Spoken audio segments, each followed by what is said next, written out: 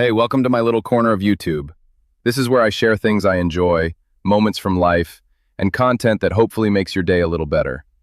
If you like relaxing, real, and relatable videos, don't forget to subscribe and stick around. The quarterly report on my screen had been open for 20 minutes and I hadn't read a single line of it. It wasn't the numbers that had distracted me. It was a loyalty card I found that morning. A slim white rectangle tucked into the inner pocket of my wife's winter coat, the one she'd asked me to drop off at the dry cleaner on my way to the office. I'd reached into the pocket out of habit, the way you do before handing anything over, and my fingers found it before my brain caught up with what it meant. Harborview Suites, a hotel 10 minutes from our house. I turned it over. The front showed a gold member status. 42 nights accumulated. My wife traveled for work, sure. She was a senior account manager at Nextbridge Consulting, and her territory covered the whole mid-Atlantic region. But Harborview Suites wasn't an airport hotel. It wasn't near any of her clients. It was a boutique property on the water, the kind of place couples went for anniversaries. I knew this because I had looked it up the moment I sat down at my desk, still holding the card like it was evidence in a case I hadn't agreed to investigate. 42 nights. We had been married for 11 years. We had a house with a finished basement I'd spent 2 summers renovating with my own hands, a golden retriever named Chester, and a standing dinner reservation at the Italian place on Clemens Street every Friday. I coached youth soccer on Saturdays when my schedule allowed. My wife said I was the most stable man she'd ever met, and she said it like it was a compliment, though sometimes the way she looked at me when she said it made me wonder. I put the card in my desk drawer and went back to the quarterly report. I didn't say anything that evening. I watched her move around the kitchen, listened to her talk about a difficult client in Baltimore, laughed at the right moments. I was good at listening. It was what made me effective at my job. The ability to sit with information, to not react until I understood the full shape of something. My wife had always said I was unreadable when I wanted to be. She meant it as mild frustration.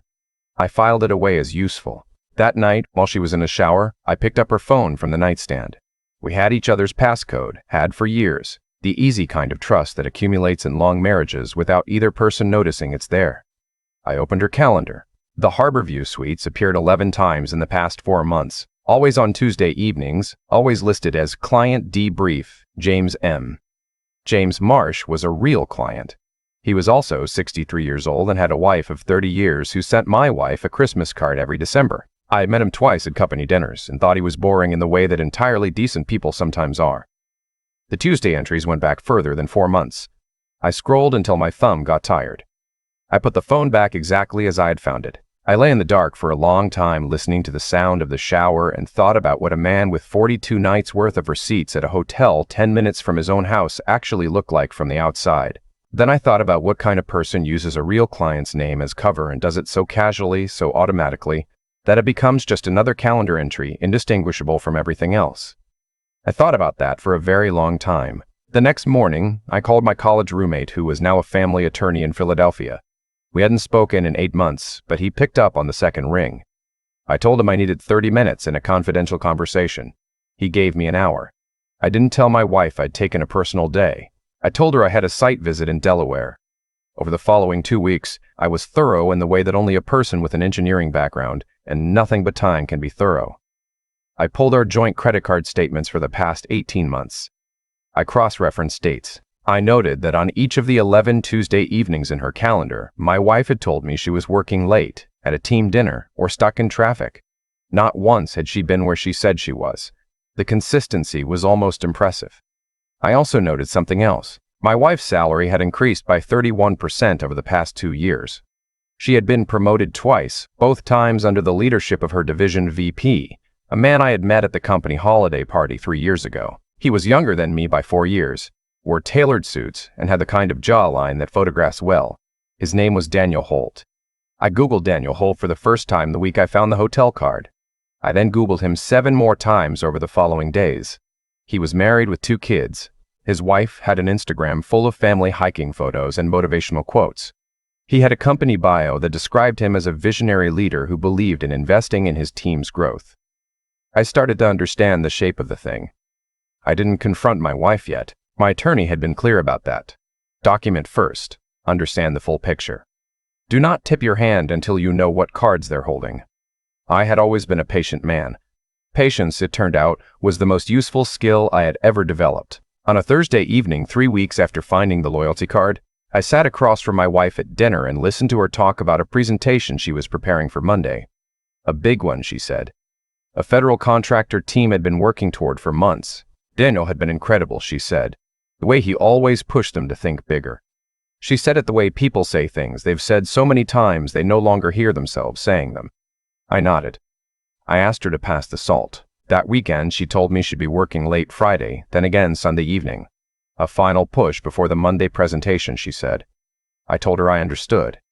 I made a point of being warm, attentive, completely normal. I made coffee Sunday morning the way she liked it, kissed her forehead, told her to knock it out of the park on Monday.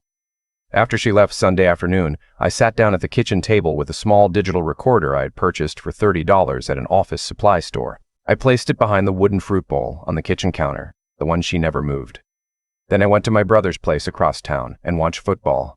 She was home before me. When I walked in, she was on the phone in the kitchen, voice low. The particular stillness in her posture that I recognize now as the posture she had when she thought I wasn't paying attention. She heard me come in, ended the call, turned around with a smile so practiced it was almost beautiful. "How was Mike's?" she asked. "Loud," I said. "His kids have entered a new phase." She laughed. I noticed her eyes didn't quite match it. I left the recorder there for 4 days. On Thursday evening, I retrieved it while she was at the gym. I sat in the car in the garage with my earphones in and listened to 47 minutes of audio. Most of it was nothing. Chester moving around, the dishwasher running, the television. Then, Tuesday evening, 41 minutes in, I heard her phone ring and her footsteps cross the kitchen. "I can't keep doing this," she said. Her voice was different on the recording, lower and more certain in the voice she used around me. "You promised me the VP role was locked in. If the Monday presentation goes the way it should, I need to see something concrete." A pause. "I understand the timing, but I've been patient for 2 years, Daniel. 2 years. Another pause. "No, I'm not threatening anything. I just need you to understand that I have done everything you've asked me to do, and I need to know it counts for something permanent." She moved away from the counter. I heard a door close. I sat in the car for a while after the recording ended. The garage light had timed out and it was dark. Chester was probably sitting at the door inside wondering where I was. I thought about 11 years. About the basement I had spent 2 summers on. About the Friday dinners at Clemens Street. I thought about the way my wife had looked at me the night before we got married, in a parking lot outside the rehearsal dinner, both of us giddy and slightly overwhelmed, and how certain I had been in that moment that I knew exactly who she was. I thought, not for the first time, about how wrong a person can be about the most important thing in their life. Then I went inside, fed Chester, poured myself a beer, and called my attorney back. I did not confront my wife on Monday. I did not confront her on Tuesday. I waited until Thursday, 4 days after the presentation, which I knew from her text to me had gone well. I wanted her in a moment of calm, not adrenaline. I wanted to see who she was when she thought everything had worked out. I started dinner. I poured wine. When she came home, I was setting the table and Chester was at her feet, and everything looked, from the outside, exactly the way it always had. We ate. I asked about her week. She told me the presentation had exceeded expectations. She was relaxed in a way I hadn't seen in months, the specific relaxation of someone whose bet had paid off. I put down my fork. I looked at her across the table and said, "I found your Harborview card." The silence was about 3 seconds long. I watched her go through 4 expressions in those 3 seconds. The 4th one she managed to hold. "What?" she said. "The loyalty card. In your coat pocket. 42 nights. I kept my voice even. I had rehearsed this. "I need you to tell me who you've been spending Tuesday evenings with." She did what I expected. She started with confusion, moved quickly to hurt, arrived at a careful version of the truth designed to concede as little as possible. James Marsh's name came up. "A difficult period," she said. "Nothing serious. It had stopped months ago." I asked about Daniel Holt. The 4th expression came back. I said, "I'm not asking because I want to fight. I'm asking because I need to understand how much of the last 2 years has been real." She looked at me for a long moment. Then something shifted in her face. Something I can only describe as a decision. She straightened her posture the way she did before a presentation. "It's not what you think it is," she said. "Then tell me what it is." What came out over the next 40 minutes was both more and less than I had expected. Less, because there was no great love story, no tortured passion, nothing that could even be dressed up as one. More, because the scope of it was wider than I had understood. Daniel Holt had been the main event, but he hadn't been the only one. There had been a senior partner she'd cultivated before Daniel, a man named Warren who had since retired. There had been a client-side contact during the federal contract pitch process, a relationship she described, without apparent shame, as strategic. She used that word. Strategic. And the Monday presentation, I said. The federal contract. She met my eyes. What about it? Was that strategic too? She didn't answer, which was its own answer. I had the recorder in my shirt pocket. I had turned it on when I put my fork down. I thought about Staff Sergeant Baker, then realized that reference belonged to someone else's story. What I thought about instead was my attorney's voice on the phone. Let her tell you everything. People will tell you everything if you give them enough silence and enough rope. I gave her both. Over the next hour, in the kitchen of the house I had spent 11 years making into a home, my wife explained to me, with the composed logic of a person who had convinced themselves of their own rationale, that the world she worked in rewarded relationships of a certain kind, that she had learned this early and adapted, that the results spoke for themselves, and that the life we had, the house, the vacations, the financial stability, was in no small part a product of her willingness to do what other people weren't willing to do. She said this as though she were presenting a business case. She said it as though I were a stakeholder who needed to be brought around. You benefited too, she said. You just didn't know it. I thought about the basement. I thought about Chester, who was asleep in the corner, uncomplicated and loyal in the way that only dogs are. I think we both know this is over, I said. She leaned forward. Her voice changed. Ryan, listen to me. The VP announcement is coming in the next 60 days. Do you understand what that means for us? For our income? If we blow this up right now, everything I've worked for, everything we have, could come apart. If Daniel thinks there's instability in my personal life, if anything goes sideways before the contract is finalized, then it goes sideways, I said. You're not thinking clearly. I'm thinking very clearly. She stared at me. I had seen her frustrated before, seen her angry, seen her impatient. I had not seen this. There was something in her eyes that I didn't recognize, something cooler and more calculating than anything I had seen in 11 years of looking at that face. I understood in that moment that I had been living alongside a version of my wife that she had maintained specifically for me, and that I was now seeing behind it for the first time. I need you to think about what you're doing before you do anything permanent, she said. Her voice had gone soft now, the other tool in the kit. We can come back from this. Other couples have. I'll end everything with Daniel. You have my word. We find a counselor, we take some time, and in 6 months, none of this matters because we have financial security that most people would. Her phone rang. She glanced at it and a micro-expression crossed her face. One I was getting better at reading. She answered it and put it on speaker, the way you do when you want someone in the room to hear that important people call you. Daniel, she said. Sarah. His voice filled the kitchen. Measured, executive.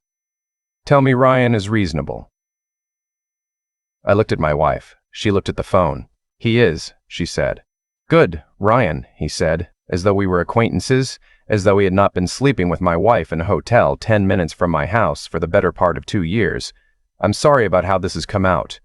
I want you to know that what Sarah and I had is in the past. Completely.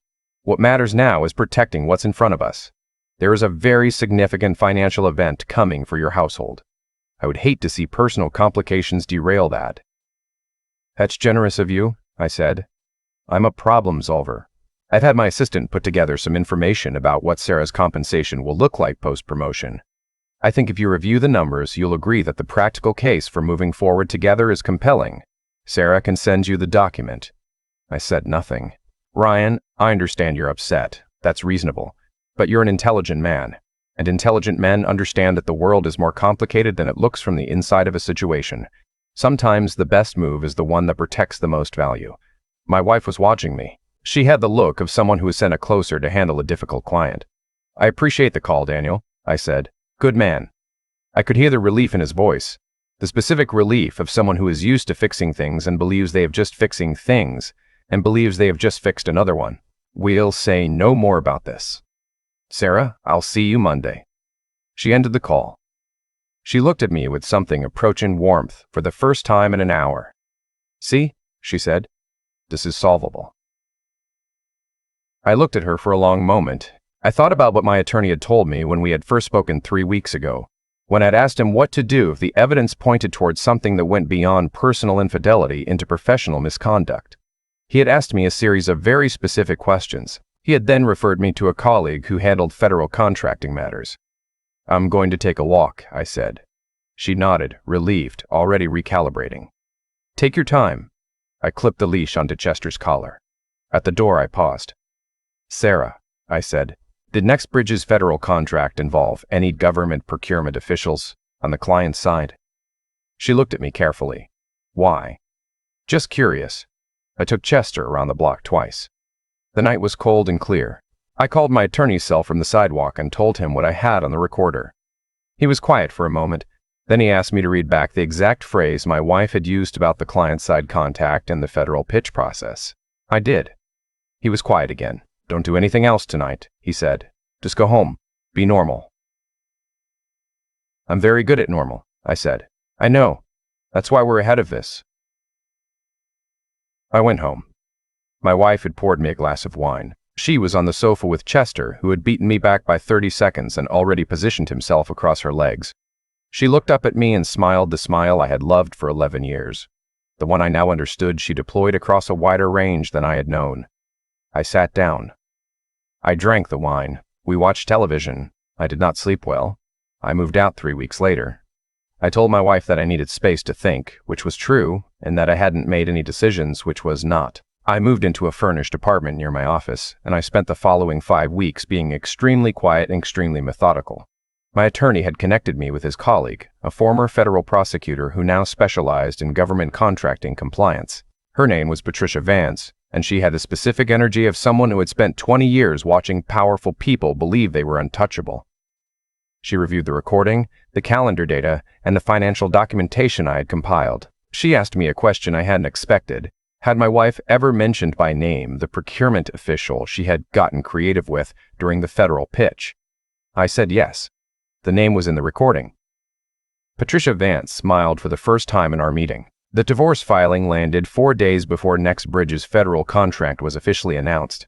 My attorney had timed it deliberately, though you would have had to know what you were looking at to understand why. My wife called me twice, the day of the filing, then 3 more times the following morning. I let it go to voicemail. The messages moved quickly through confusion, then offense, then something close to fear. On the 4th voicemail, she said, "I don't know what you think you're doing, but Daniel is going to hear about this." Daniel, it turned out, had other things to think about. I won't detail the mechanics of what happened next because I am not the kind of person who enjoys the mechanics. What I will say is that Patricia Vance had very good relationships with several people at the Department of Justice, and that a recording of a senior account manager describing the strategic application of personal relationships to the procurement process for a federal contract is the kind of thing that tends to interest those people considerably. The divorce itself was quiet and financially tidy. My attorney had been thorough. My wife had, over the years and without quite realizing it, arranged our finances in a way that made her contributions very clear and her expenditures very traceable, which turned out to be useful in ways she had not anticipated. She retained her pension. I retained mine. The house sold in 11 days.